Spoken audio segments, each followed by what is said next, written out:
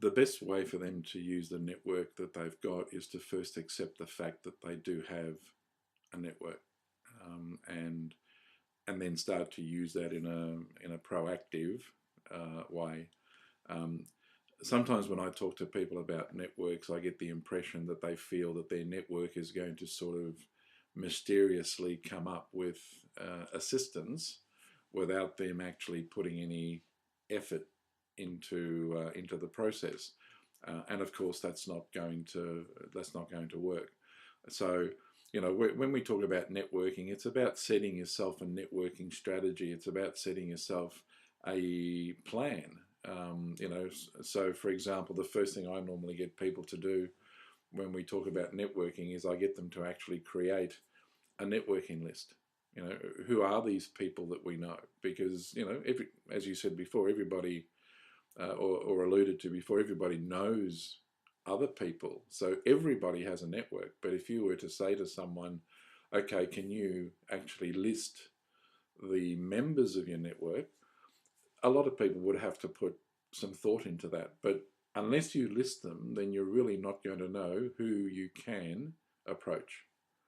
So from that, you know, once they've listed that, then it's a matter of working out, well, what am I going to say to these people when I approach them? Because you need to drive it. And one of the things I always find is that people tend to walk up to a network contact and simply start with something along the lines of, have you got a job? And unfortunately, you know, most human beings like to help other people. And as a matter of fact, we feel quite disappointed when we can't help someone else. So when we put someone on the spot by asking them whether they've got a job for us and they don't, then they feel pretty bad about that. And chances are, and I'm taking a little bit of poetic license here, but chances are that the next time they see you, they'll probably try and avoid you because they don't want to be put into that position. So when you approach a network contact, it's about getting information.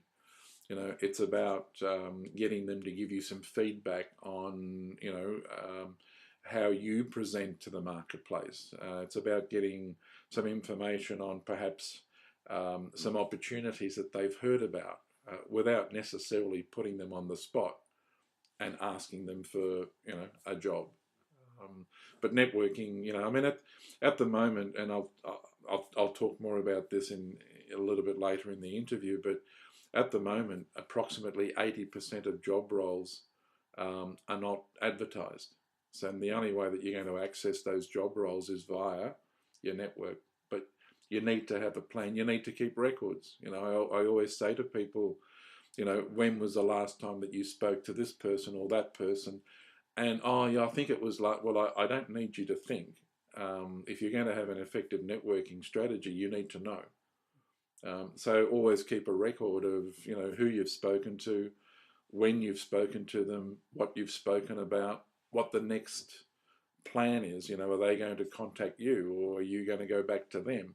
And don't hesitate that if they say that they're going to contact you and they don't hesitate to call them, because chances are that they've just been, you know, they've gotten busy and they've forgotten about it. But if you contact them, then it keeps the momentum going. So, yeah, networking is a key to any job search program. And if you're not doing it, and particularly if you're not doing it well, then you're really, you know, you're really sort of operating at a disadvantage.